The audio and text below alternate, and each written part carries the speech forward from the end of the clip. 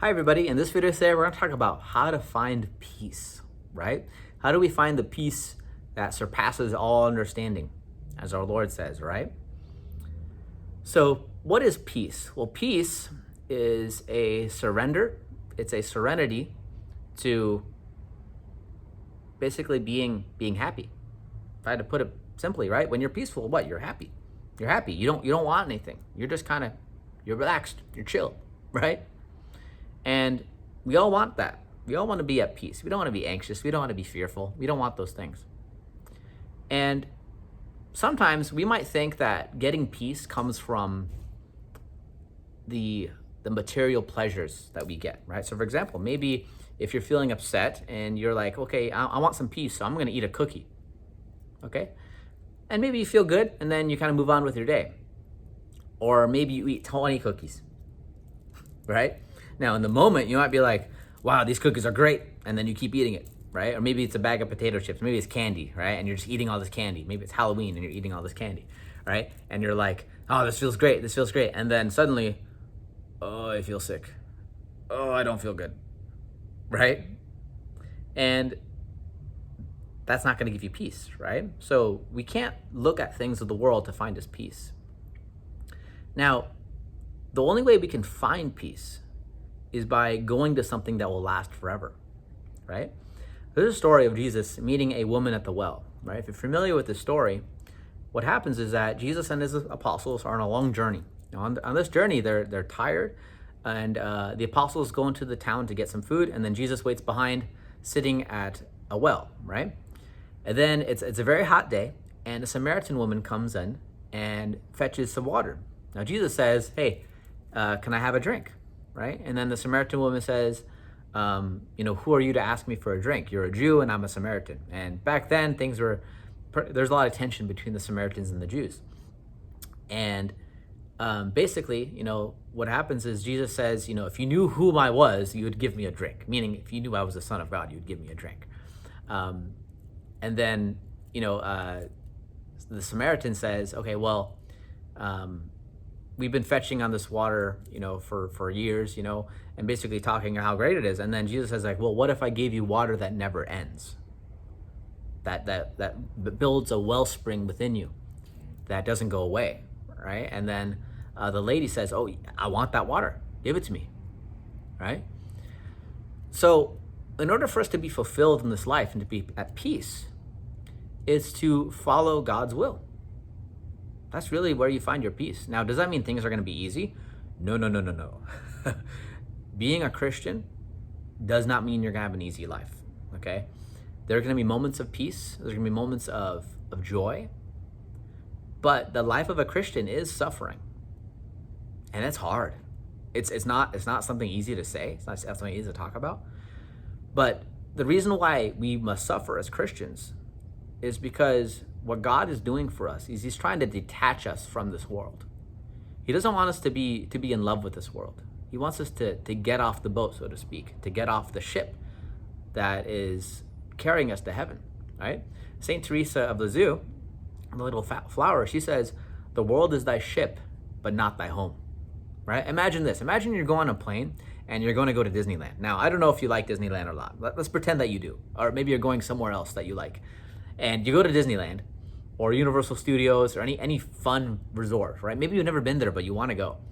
And you go on the plane, and on this plane, they have really good graham crackers. These graham crackers are so delicious. They're like, oh, so good, And it's time to get off the plane, but you're so attached to the graham crackers that you don't want to leave. Now, can you imagine how silly that would be? Really silly, right? You've been on the plane for 4 hours. And you're eating crackers, and you just want to stay on the plane for crackers. You spend all this time, all this effort. Maybe your parents spent a lot of money to go on this trip, and you just want to be on the plane and eat crackers. You see how insane that sounds? How silly that sounds? That's basically how silly it is to be attached to the things of this world. That's how silly it is, because a million, right? The number a million is not even close to infinity. Think about it. Think about the math for that for a second. Infinity. Can we even think of infinity? A number that never ends. Nothing is greater than infinity. And when you're in heaven, you will be infinitely happy. Infinitely happy. I know that sounds so amazing and so wonderful and so great. Imagine no suffering, no pain, none of that. We do experience that in this earth. We have momentary times of happiness and pleasure, and those things are not bad. Those things are good. God gave that to us as a foretaste of heaven. It's a foretaste of it. And we got to be aware of the other thing. Hell. Hell has none of that. No happiness, no love of God, only pain, only suffering, only misery. And when we experience that on earth, that's a foretaste of what hell is like. It is, right? Now, we have to be reminded that hell is a real place and that, unfortunately, people go there. Does that mean we should look at someone and condemn them? Absolutely not. We do not know. God hides that from us. We only have a book of saints, right? So, meaning the church, we know for sure when someone's in heaven, but we don't know. We don't have a doctrine that tells us if someone's in hell. Even objectively. You can even look at someone's life and think like, wow, this person's a sinner, this person did this, they did that. They must definitely go to hell, but we don't know. We really don't know. We don't know what happens in the person's last moments, and we don't know what God did for that person, right? So we got to be faithful. Now, one caveat I have to say. Satan, he's in hell for sure because he's an angel. He was an angel, right? When God created the universe and he created the angels, he gave them perfect knowledge of everything, which makes it even more insane if you think about it, about what the angels did. And when a third of the angels fell and went down to hell, they knew they were going to suffer forever. They knew that there's no turning back. They knew. Now, for us as human beings, we're, we make mistakes. We have issues, right? This is why we have confession. This is why we have to confess our sins and we're working towards it, right? But as soon as you're dead, that's it. That's the fixed position in your life where you made the decision, right? And for the angels that became demons, like, they knew. And you know why they did it? Pride. They were just too prideful. And pride is the root of all sins. So if we're prideful, that is the opposite of humility. The exact opposite. That will lead us to seeking the things of this world as an excess, right? We're going to seek those things too much. So the way I want to end this video today is, if you're trying to love God more and to find peace, pray often. Set aside time for God. Pray often. Now, sometimes when you pray, you're not going to feel anything. Okay? There's been times where I've felt that, where I just kind of sit there and I'm like, okay, I'm waiting, God, I'm waiting for some sort of consolation, and it doesn't happen sometimes, and that's fine. In fact, remember, that's a good thing. That's actually a sign you're heading in the right direction. I know that sounds weird, but here's why. God wants you to love him for his sake, not because he gives you consolations, not because he gives you what we call spiritual cookies, right? So you may not get all these good feelings all the time, but if you're faithful, he will reward you. God always rewards faith.